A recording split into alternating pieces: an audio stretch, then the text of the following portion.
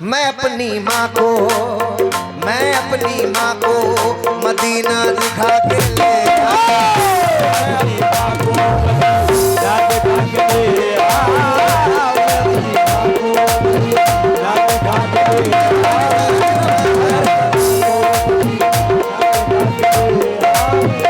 अब देखिए कुछ हमदे बारी ताला के मिसरे देखें पेश कर रहा हूँ, उसके बाद क्योंकि नाते रसूल भी सुनाना है। अब ये दुआएं हैं, अल्लाह ताला से दुआएं हैं नसीम सुनना, और तमाम जितने आशिक़ रसूल हैं मैं तमाम लोगों से तवज्जो चाहूँगा। क्या दुआ है? अल्लाह मेरे मौला, अल्लाह मेरे मौला, मेरे मौला,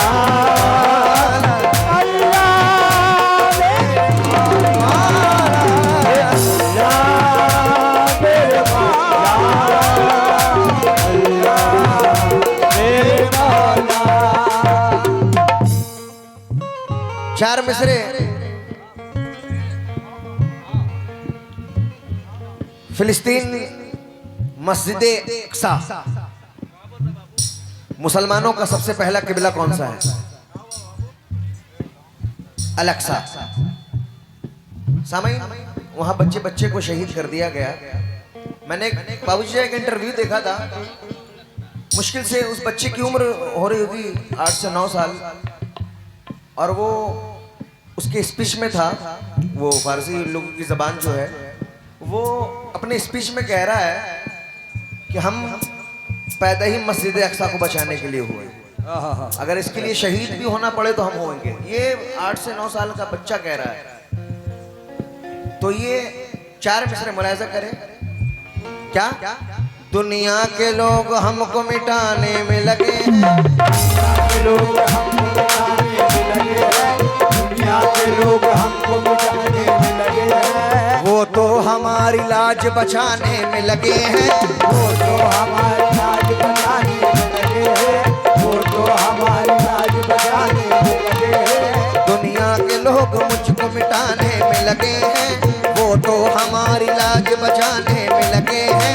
आवाज दे रहे हैं ये फिलिस्तीन के बच्चे, आवाज दे रहे हैं फलस्तीन के बच्चे, आवाज दे रहे हैं फलस्तीन के बच्चे, आवाज दे रहे हैं ये फिलिस्तीन के बच्चे, अल्लाह तेरे घर को बचाने में लगे हैं, अल्लाह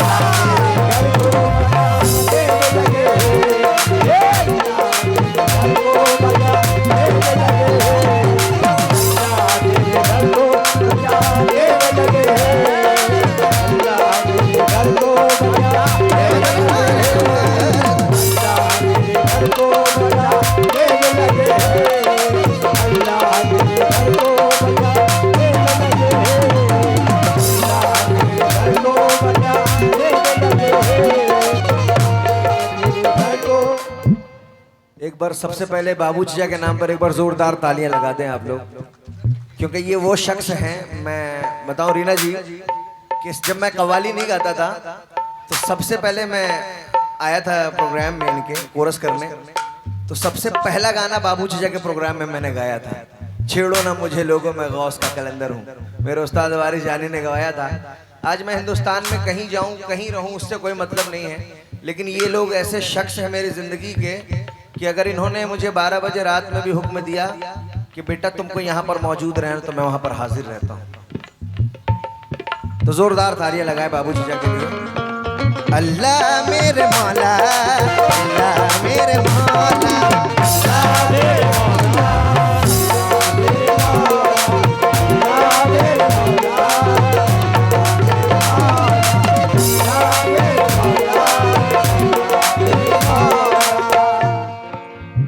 भाई मजा आ रहा है तो झूम कर कहे तो सुभान अल्लाह, माशाअल्लाह। भाईजान मिसरे सुनेंगे। आवाज किसको दे के तरफदार कौन है, आवाज किसको देके तरफदार कौन है, आवाज किसको देके तरफदार कौन है, आवाज किसको देके तरफदार कौन है, अल्लाह सिवाय तेरे मददगार कौन है?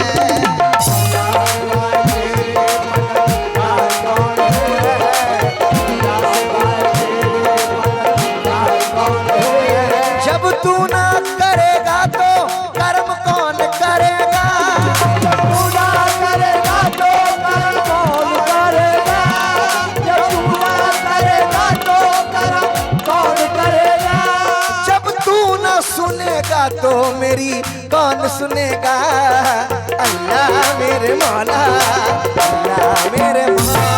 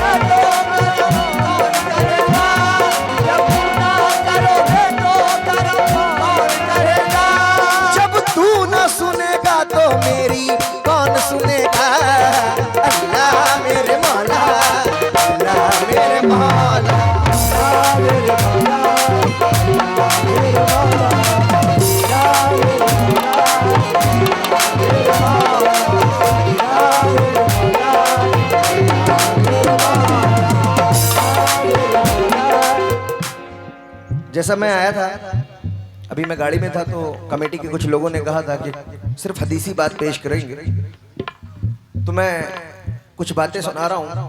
हजरत मूसा अलैहिस्सलाम नबूवत कैसे मिली, मुलाजा करें। नेज़ा रज़ा हाँ रज़ा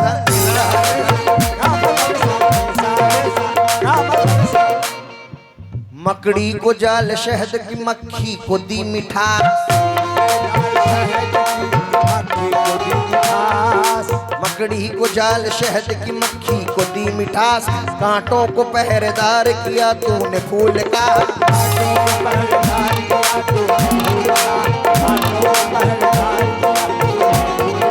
गुमराहियत से हमको बचाने के वास्ते, गुमराहियत से हमको बचाने के वास्ते, गुमराहियत से हमको बचाने के वास्ते, गुमराहियत से हमको बचाने के वास्ते दामन अता किया हमें तूने रसूल का।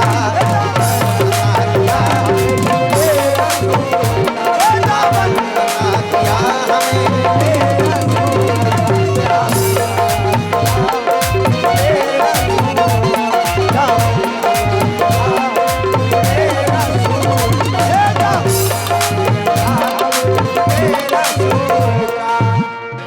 मेरे बचपन का दोस्त है नसीम भाई, उसकी जानिब से बहुत सारे रुपए से नवाजा है, क्योंकि या रब तेरे करम ने तलब से सिवा दिया,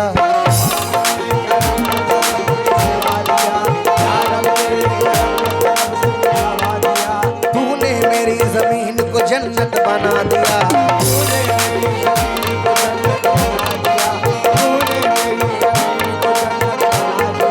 मूसा तो आग लेने गए दूर के करीब,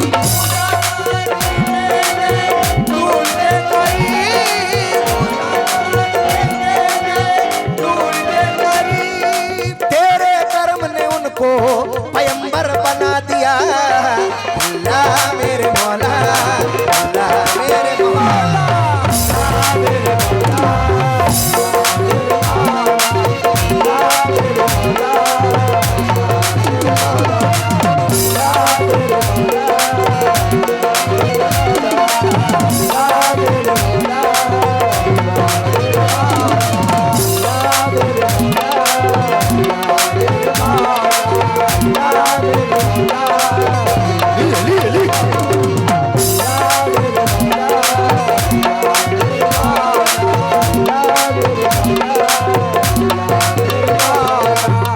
ये नबी का सदका दिया है, मैं बहुत बहुत शुक्रगुजार हूँ।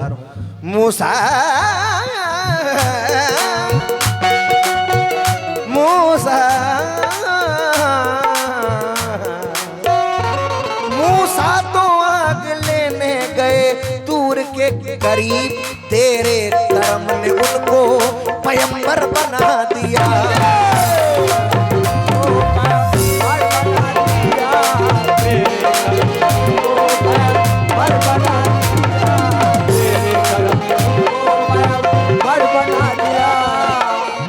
ज्यादा वक्त नहीं लेना है, शॉर्ट एंड स्वीट। आखिरी बंद। अच्छा मुझे ये बताएं, अगर अल्लाह ताला किसी को जन्नत अता करे, हम लोग नमाजें पढ़ते हैं, हज करते हैं, रोजा रखते हैं, ज़कात देते हैं, किसके लिए? सिर्फ अल्लाह को खुश करने के लिए। एम आई राइट? हाँ तो अगर बताएं, सही बोल रहा हूं ना? अल्लाह को खुश करने के लिए। अल्लाह खुश होता है तो क्या देगा? क्या देगा? क्या देगा? अच्छा मतलब 3-4 ही लोगों को जन्नत चाहिए, पीछे वालों को नहीं। मैं जो सवाल कर रहा हूं, क्या देगा अल्लाह ताला? अब मुझे ये बताएं कि जन्नत अल्लाह ने अगर किसी को दी, उसके बाद भी कोई तमन्ना हो सकती है इंसान की? वो आखिरी है। लेकिन जो आशिक रसूल है, जन्नत मिलने के बाद एक और तमन्ना है। पूछिए कौन सी तमन्ना? तो बता रहा हूं। निसा रे सा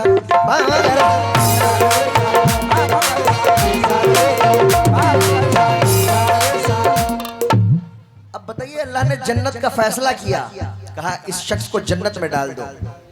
तब वो बंदा कहता है अल्लाह मेरे मौला, मेरे मौला। कहता है क्या हो गया? बंदे पूछ रहे तुझे तो जन्नत अल्लाह ने दी, अब क्या मसला है? तो कहता है मेरा और अल्लाह का मामला है। बोला क्या? अल्लाह ने कहा क्या चाहता है? तो वो आशिक रसूल कहता है कि अल्लाह ताला मेरे कलम में वो पाकीज़ा रोशनाई दे, मेरे कलम में वो पाकीज़ा रोशनाई दे, कि बूंद बूंद में अक्से हरम दिखाई दे, कि बूंद बूंद में अक्से हरम दिखाई दे। मेरे कलम में वो पाकीज़ा रोशनाई दे, मेरे कलम में वो पाकीज़ा रोशनाई दे, कि बूंद बूंद में अक्से हरम दिखाई दे, कि बूंद बूंद में अक्से हरम दिखाई दे। मेरे खुदा मुझे जन्नत में उस जगह रखना, मेरे खुदा मुझे जन्नत में उस जगह रखना, मेरे खुदा मुझे जन्नत में उस जगह रखना, मेरे खुदा मुझे जन्नत में उस जगह रखना, जहां से तेरे नबी का महल दिखाई दे।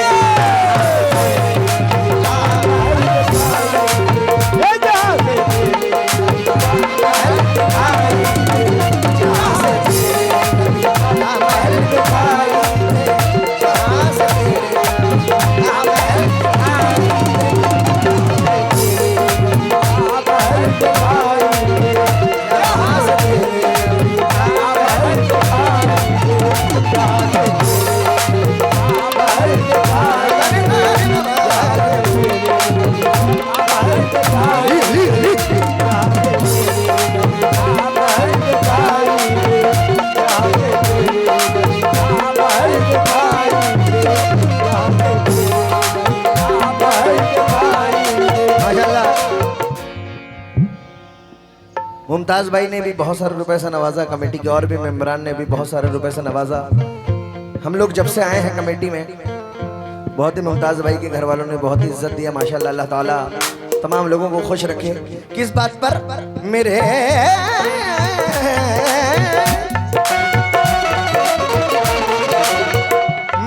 खुदा मुझे जन्नत में उस जगह रखना, जहां से तेरे नबी का महल दिखाई दे।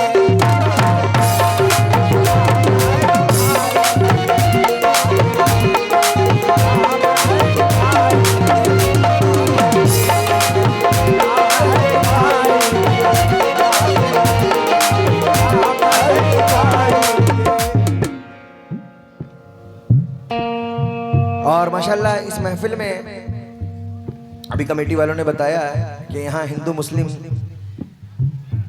सब एक तरह से साथ बैठते हैं। तो यकीन जाने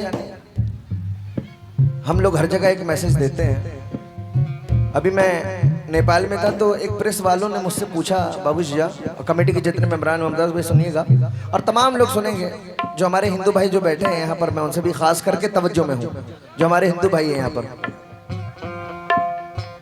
थैंक यू।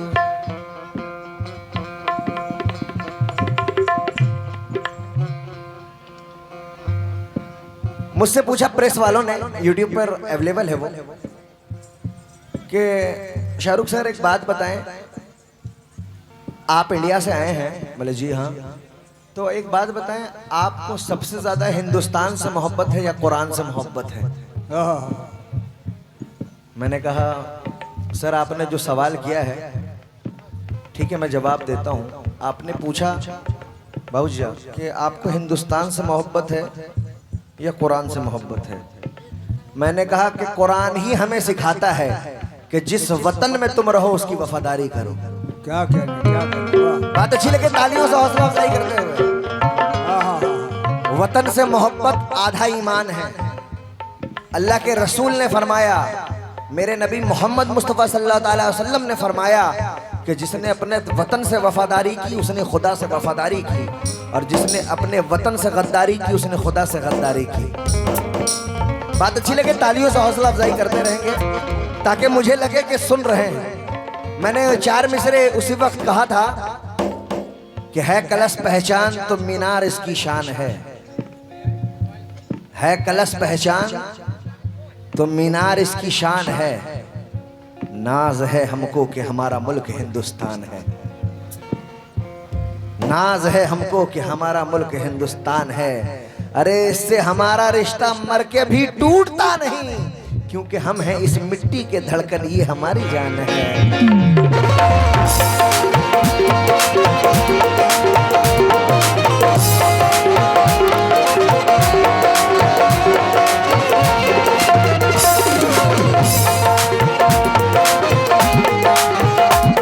बहुत बहुत शुक्रिया। हम हैं इस मिट्टी के धड़कन, ये हमारी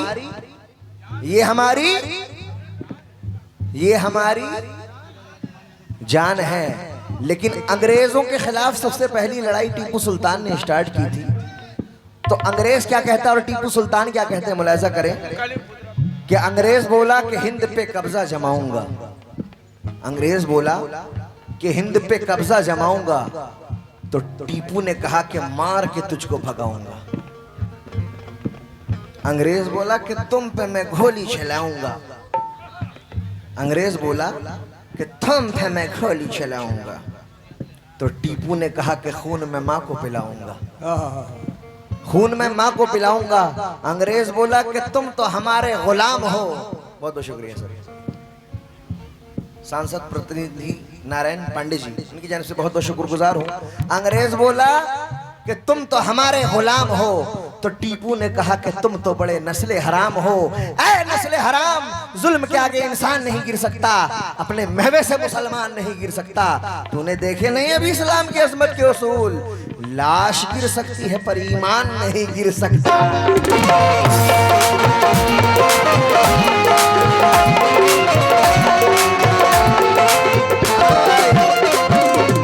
लाश गिर सकती है, ईमान नहीं गिर सकता।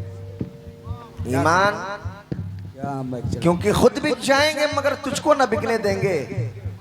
हम जमाने में तेरी शान नहीं रुकने देंगे। अरे बच्चा बच्चा भी कटा देंगे तेरे नाम पर, जान दे देंगे मगर तिरंगा नहीं झुकने देंगे।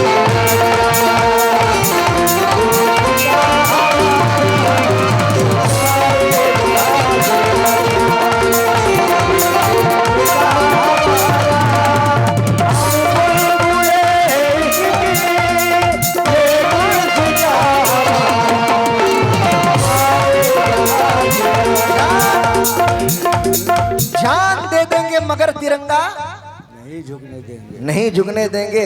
लेकिन अब आखिरी मिसरे सुने।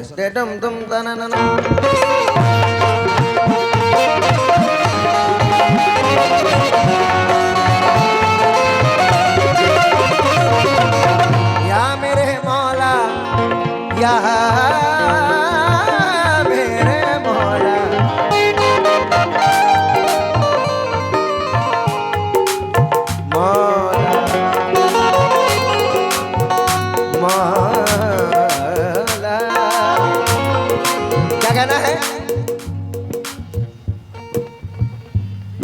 दुआ है। या मेरे मौला, या मेरे मौला, क्यों दौलत के तमन्नाई को सरदार बना दे,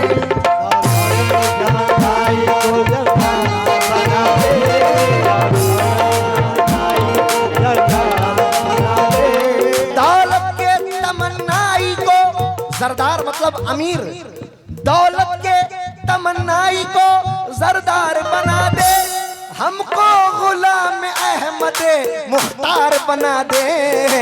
अल्लाह मेरे मौला, अल्लाह मेरे मौला,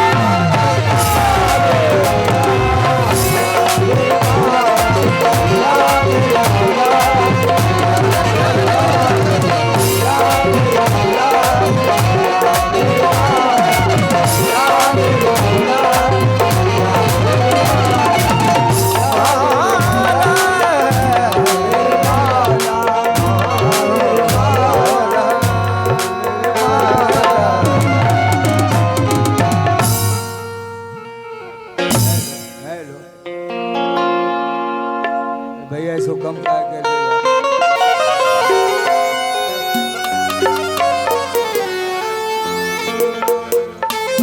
हेलो